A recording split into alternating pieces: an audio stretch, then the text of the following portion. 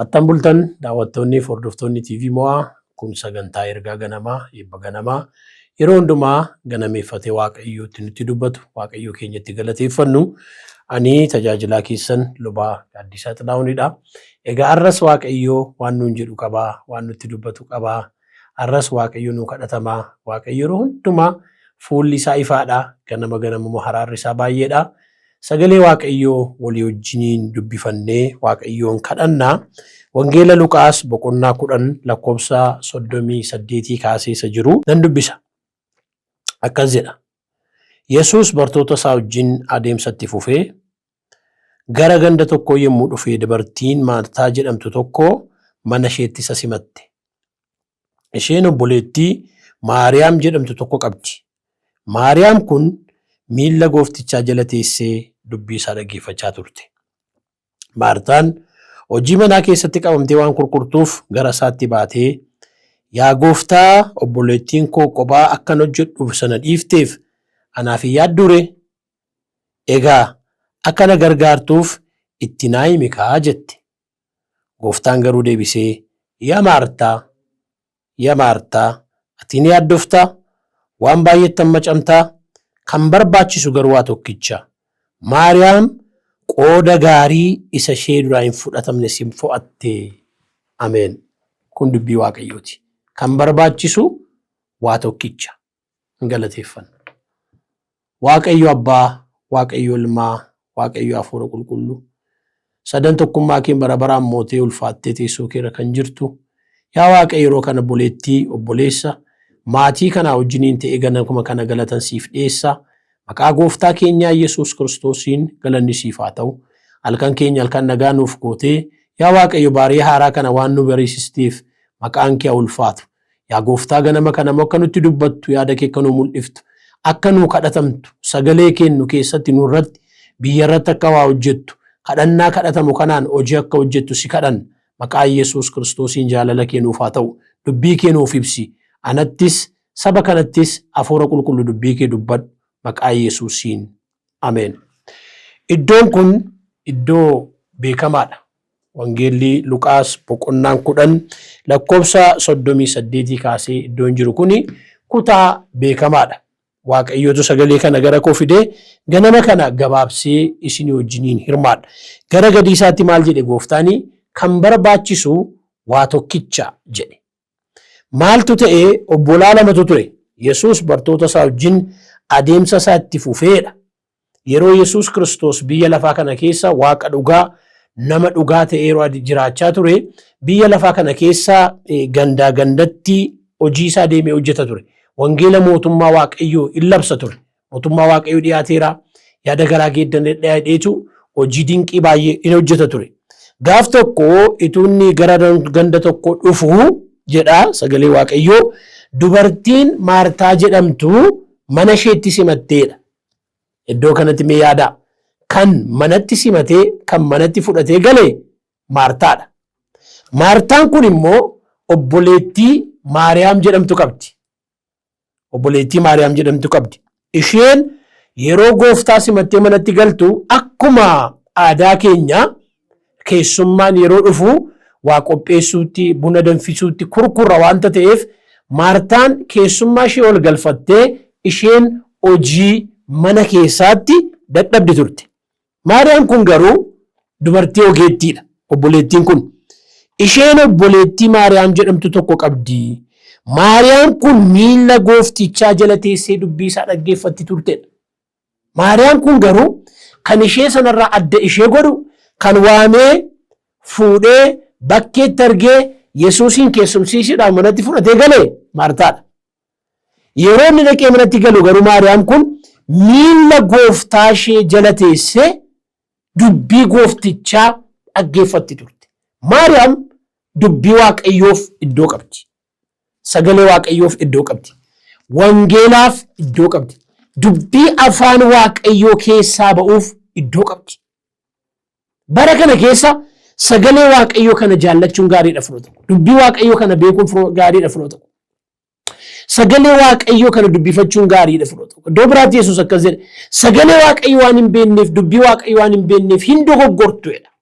sagalee waaqayyoon yoo guutamne, sagalee waaqayyoo yoo nyaanne, sagalee waaqayyoo, dubbii waaqayyoo, ergaa waaqayyoo yoo of keessaa qabaanne, qilleensi barootaa, bubbeen barootaa, wanti baroota keessatti nutti dhufu nun danda'u.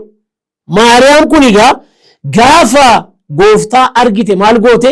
Miilla isaa jala teesseetu dubbii gooftaa hin baratti turte. Maqaan waaqayyoo arufaatu. Yeroo kana Maartaan immoo hojii mana keessaatti qabamtee hin kurkurti. Gara isaatti baatee, yaa gooftaa, obboleettiin koo akkan qophaa hojjedhu sana dhiifteef anaaf hin yaadduu ree? Egaa akka na gargaartuu fi itti naa himi jette.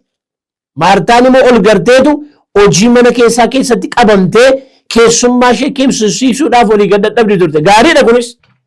Keessummaa simachuun gaariidha. Inni guddaan garuu gaafa namootni waaqayyoo gara mana keenyaa dhufan, gara qe'ee keenyaa dhufan, waan nyaataa, waan dhugaatiitti qooda kennuurraa, isarratti dadhabuurraa, dubbii waaqayyoo isaanirraa barachuuf qophaa'utu irra bareedaadha. Gaariidha keessummaa keessumsiisuun. Yeroo kana gadi baateetu maali isa isheen qophaa na dhiiftee hojii natti gatte kana maaliif callettee na ilaaltaa yaa gooftaa jedhetteen. Innaan gooftaa Yesuus akkas jedhe. Gooftaan garuu deebisee, yaa Maartaa, ati ni yaaddoftaa, waan baay'eettis hamma camtaa.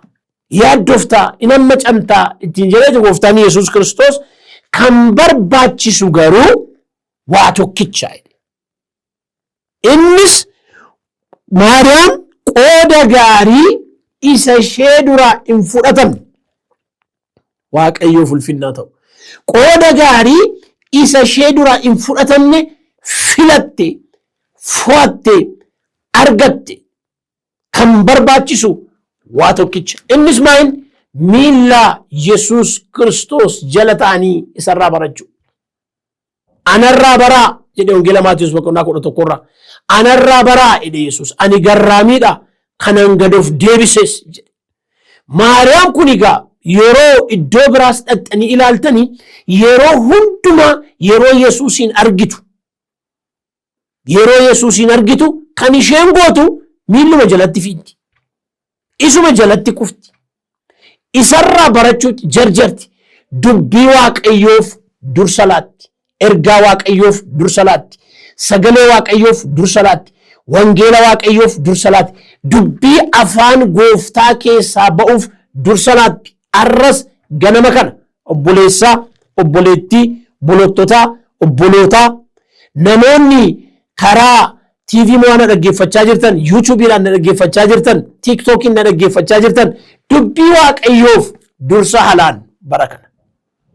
Sagalee waaqayyoof dursa halaan bara kana. Ergaa waaqayyoof dursa halaan bara kana.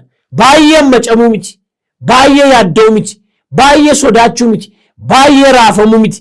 Waaqayyo jennaan wanti hin taane hin jiru. Waaqayyo dubbannaan wanti hin taane hin jiru. Waaqayyo abboomnaan wanti hin ajajamne hin jiru. Inni caalu qooda gaarii akka Maariyaam yeroo hundumaa miilla Yesuus Kiristoos jalatti argamudha. Kanaaf gooftaan keenya Yesuus Kiristoos akkas jedhee jabeessee dubbate. Yaa Maartaa, ati yaaddofta, waan baay'eettis amma camta. Kan barbaachisu garuu, haleluuyaa, kan barbaachisu garuu waa tokkicha. Maariyaam qooda gaarii isa ishee duraa hin fudhatamne. Ulfinni isaaf haa ta'u. Isa ishee duraa fudhatamuu hin dandeenye sana filatte. Miilla Yesuus jala taa'uun, Yesuus irraa baruun, ergaa isaaf, dubbii isaaf dursa kennuun qooda gaarii isa eenyu namarraan fudhatamneedha jiran. Hisqeeliin gaaf tokko gooftaan akkas jedhe, dubbii koo kana nyaadhu. Filiphisiyoos keessa dhaqxanii yeroo ilaaltan immoo dubbiin waaqayyo akka badhaadhummaa isaatti guutummaatti isin keessa haa jiraatudha. Bara kana baay'ee yaaddoomna, baay'ee dhiphanna, baay'ee hammacamna, baay'ee raafamna. Akka Maartaa baay'ee achi buune as buuna. Jireenyi iyyuu kan namaaf qajeelu, haalli iyyuu kan namaaf mijatu, firoota koo yeroo nuun wangeela Kiristoosiif dursa laannudha. Yeroo nuun sagalee waaqayyoof dursa laannudha. Yeroo nuun ergaa waaqayyoof dursa laannudha. Isa kanaaf gooftaan keenya Yesuus Kiristoos gaafa gara mana Maartaaf Maariyaamiin dhaqee gaafa qe'ee Maartaaf Maariyaamiin dhaqee kan inni qoqqobachiise inni guddaan isa kana. Ilaa irraan deebi'a. Keessummaa simachuun gaariidha. Keessumsiisuun gaariidha. Keessummaa mana keenya dhufee waan qabnuun keessumsiifnee geggeessuun gaariidha. Waan badoon qabu kun gaariidha. Dursa garuu isa kanaaf kennu miti. Namoonni tokko tokko kan isaan irratti xiyyeeffatanii waa'ee nyaataaf dhugaatiiti. Waa'ee waan darbuuti. Maartaan isa kanatti qabamte. Gooftaan garuu Maartaa gara qooda gaarii isaa Maariyaam filattetti fiduu barbaade. Dubbicha irra deebi'eesiniif dubbisa. Yesuus bartoota isaa wajjin adeemsatti fufee gara ganda tokko yommuu dhufe dubartiin Maartaa jedhamtu tokko mana isaatti isa simatte. Isheen obboleettii Maariyaam jala tokko qabdi. Maariyaam kun miila gooftichaa jala teessee dubbii isaa dhaggeeffatti turte. Heloo! Dubbii Waaqayyoo dhaggeeffachuun gaariidha. Warri ganama kaatanii dubbii Waaqayyoo dhaggeeffatan kun salphaan seenaa. Guyyaa kana guutuu keessatti qajeelfama jireenya keessaniis ni ta'a. Daandii keessaniis ni qajeelcha. Akka Daawit jedhe dubbiin kee daandii kootiif ni ibsaa. Dubbii Waaqayyoof dursa kennuun gaariidha. Wangeelaaf dursa kennuun gaariidha. Maartaan garuu maal gooti turte? Maartaan hojii mana keessatti qabamteen kurkurtii gara isaatti baatee yaa gooftaa obboleettiin koo kophaa akkana jedhu sana dhiifteef ati naaf yaaddure egaa akkana gargaartuuf tinaamennaan gooftaan deebisee yaa Maartaa ati yaaddoftaa waan baay'eettan macamtaa kan barbaachisu waa tokkicha Maariyaam qooda gaarii isa ishee duraa hin fudhatamne fo'atte.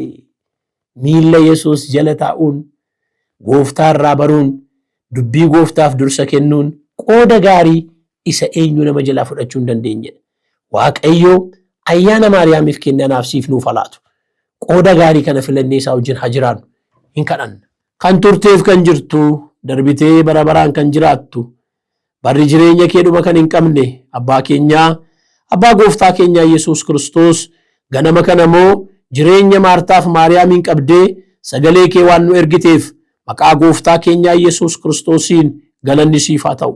Qooda gaarii isa eenyu nama jalaa fudhachuu hin dandeenye akka nuuf filannuuf yaa Waaqayyo dubbii keen gara koo gara obboloota koo gara obbolootota koo gara namoota karaa kana dhaggeeffachaa jiran hundumaatti waan dubbatteef ulfinni siif haa ta'u. Egaa ayyaana ittiin fuula kee turu miilla kee jala teenyu ayyaana ittiin sirraa barru maqaa gooftaa maqaa Yesuus Kiristoosiin ati nuuf baay'isi. Bara kana keessa dubbii kee fakka doolaan ergaa kee fakka doolaan macaafa qulqulluu fakka doolaan dubbii afaan kee keessaa boof akka doolaan maqaa Yesuus Kiristoosiin ati nu gargaari. Baratti namni dubbii namaaf yaa Waaqayyo dubbii qilleensarra jiruuf dubbii miidiyaarra jiruuf gurra kana keessa maqaa gooftaa maqaa Yesuus Kiristoosiin dhaloota kana gara dubbii keetti deebisi. Gara ergaa keetti deebisi. Gara sagaleetti keetti deebisi. Yaa Waaqayyo isa kanatu caala. Ijoolleen kee Waaqayyo irraa kan baratan hin ta'u nagaan isaaniis hin baay'ataa jedhameera. Warra sirraa barataniif nagaa kee hin baay'iftaa. Hafuura sirraa baratu nurraa dhangalaasi. Yaa Waaqayyo egaa amma immoo warra ba'anii mana barumsaa haa ta'u lafa hojii isaanii haa ta'u karaa adeemuuf jedhaniif illee sin kadhadhaa.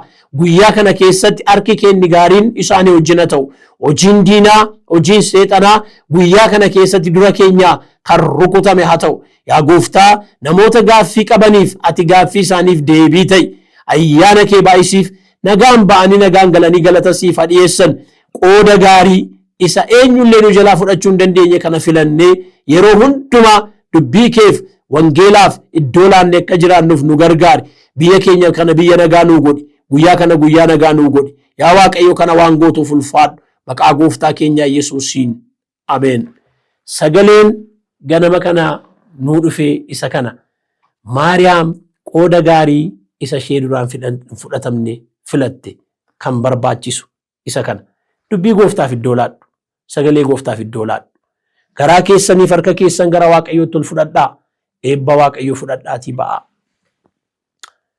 Waaqayyo sinaa eebbisuu sinaa eegu.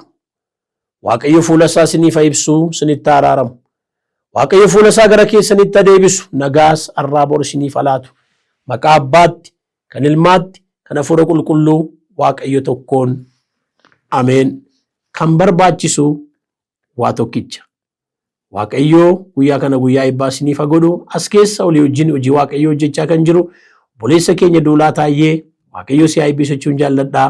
Guyyaa gaarii nagaan oolaa.